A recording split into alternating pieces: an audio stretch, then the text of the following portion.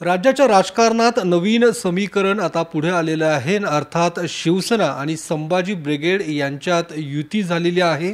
त्या संदर्भातली अधिकृत घोषणासुद्धा आज करण्यात आलेली आहे. या संदर्भातच बोलण्यासाठी आत्ता आपल्यासोबत पुरुषोत्तम खेडेकर आहेत, जे संभाजी ब्रिगेडचे संस्थापक आहेत. सर, स्वागत आपलं TV9मध्ये. पहिली नेमकी प्रतिक्रिया काय? कारण आज जी काही घोषणा झालेली आहे, राज्याच्या राजकारणात एक वेगळं समीकरण पाहायला मिळतंय. काय नेमकी?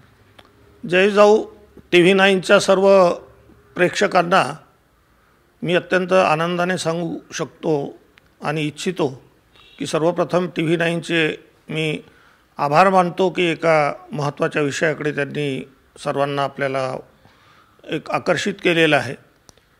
आज संभाजी ब्रिगेड आणि शिवसेना यांची जी राजकीय युती झालेली आहे त्याचं मी सर्वप्रथम मनपूर्वक स्वागत करून दोन्ही अध्यक्षांचं सुद्धा अभिनंदन करतो. संभाजी ब्रिगेडची आणि शिवसेनाची युती ही आता आज आपल्याला त्याच्याबद्दलचं निश्चित काही स्वरूप कोण काय कल्पेल किंवा आपण काय सांगू याचा विचार केला तरी मी त्याच्याकडे अत्यंत सकारात्मक पद्धतीने पाहतो.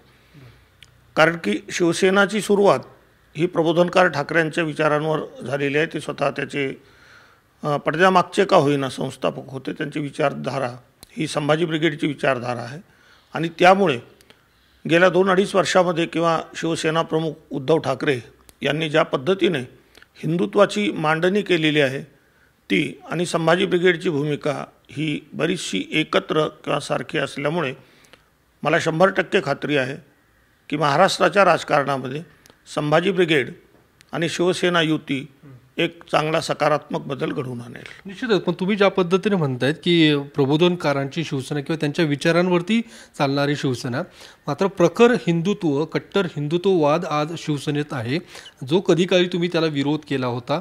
आज पुन्हाच त्यांच्या जवळ तुम्ही गेला किंवा त्यांच्याशी युती करणार. राजकीय अपरिहार्यता म्हणता येईल आजच्या युतीमध्ये? दोघांची ही राजकीय अपरिहार्यता नाही तर दोघांची ही एक गरज आहे. कमी अधिक प्रमाणात विचारसरणीमध्ये कालानुरूप ज्यावेळेस राजकारण करायचं असतं त्यावेळेस काही तडजोडी या बाळासाहेबांच्यापासून सुद्धा झालेल्या आहेत. त्याला RSSचा एक जो काही दबाव किंवा वेगवेगळ्या पद्धतीचं तंत्र असेल ते त्यांनी वापरलं आणि त्यामुळे कदाचित आज जे सुरुवातीचं जे प्रभुत्व किंवा प्रबोधनकारांचं जे एक प्रभुत्व होतं हिंदुत्वाबद्दलची वेगळी मांडणी आपण सगळ्यांना माहिती आहे, ती थोडीशी मधल्या काळखंडामध्ये जरा वेगळ्या पद्धतीने पुढे आलेली आपल्याला दिसते. ती RSSवादी झालेली आहे. परंतु विधानसभेमध्ये आणि वेळोवेळी तत्कालीन मुख्यमंत्री आणि आताचे शिवसेना प्रमुख उद्धव ठाकरे यांनी जाहीर सांगितलेलं आहे की कुठल्याही पंचपळी पात्रातलं किंवा जानव्यातलं हिंदुत्व आम्हाला मान्य नाही आणि ती सुद्धा जी भूमिका त्यांनी प्रखरपणे मांडलेली आहे हे सुद्धा खूप महत्त्वाचं आहे आणि संभाजी ब्रिगेड त्यामुळेच त्यांच्यासोबत जायला तयार आहे. पण अशा वेळी शिवसेनेसोबत तुम्ही युती केली, ज्यावेळी शिवसेनेची जी अवस्था आत्ता जर बघितली त्यातले अनेक नेते निघून गेलेले आहेत. आज जी परिस्थिती आहे, शिवसेना नेमकी कुणाची, ही एक परिस्थिती शिवसेनेवरती ओढवली. अशा याच्यामध्ये तुम्ही शिवसेनेसोबत जात आहेत. काय नेमकं याच्या मागचं कारण आहे? संभाजी ब्रिगेड गेल्या 30-32 वर्षामध्ये कुठल्या ना कुठल्या राजकीय पक्षांसोबत युती करण्याच्या प्रयत्नात आहे, परंतु दुर्दैवाने ते शक्य झालं नाही.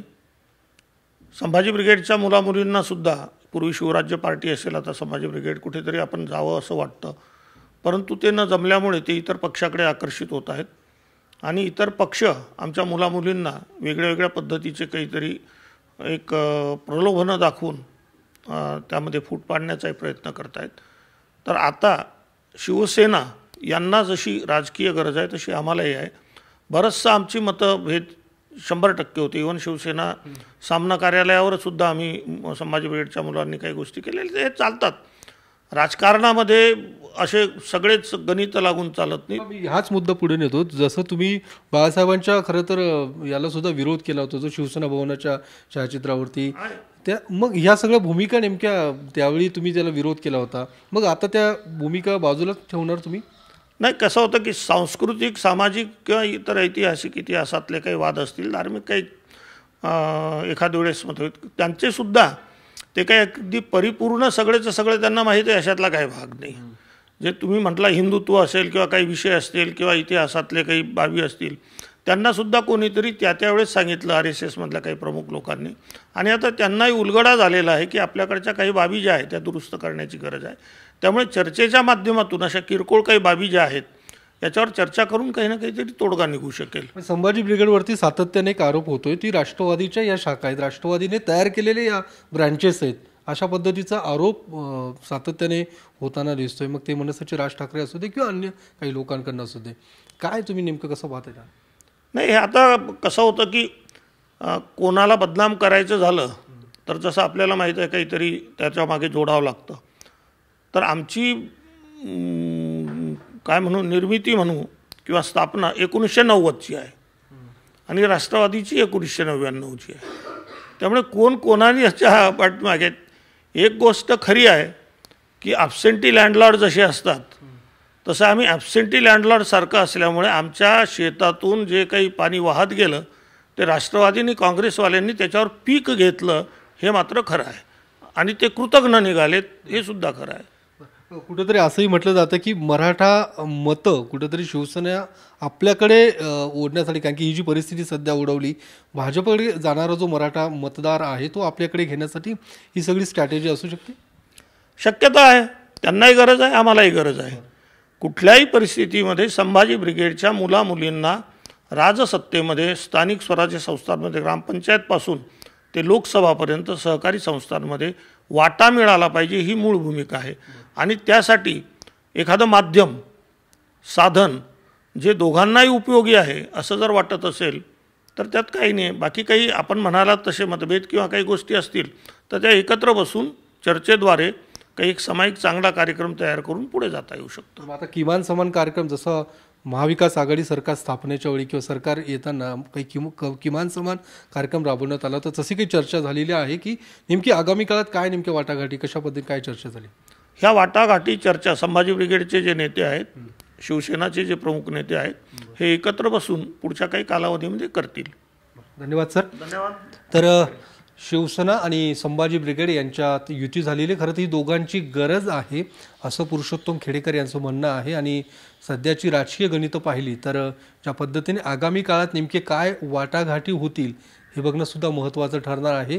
मात्र शिवसेनेने आज ज्या पद्धतीने एक वेगळं राजकीय गणित मांडलेलं आहे, त्यामुळे निश्चितच आगामी काळात त्याचे पडसाद आपल्याला पाहायला मिळतील. कॅमेरामन अभिजित पिसेसह योगेश बोरसे, TV9 मराठी, पुणे.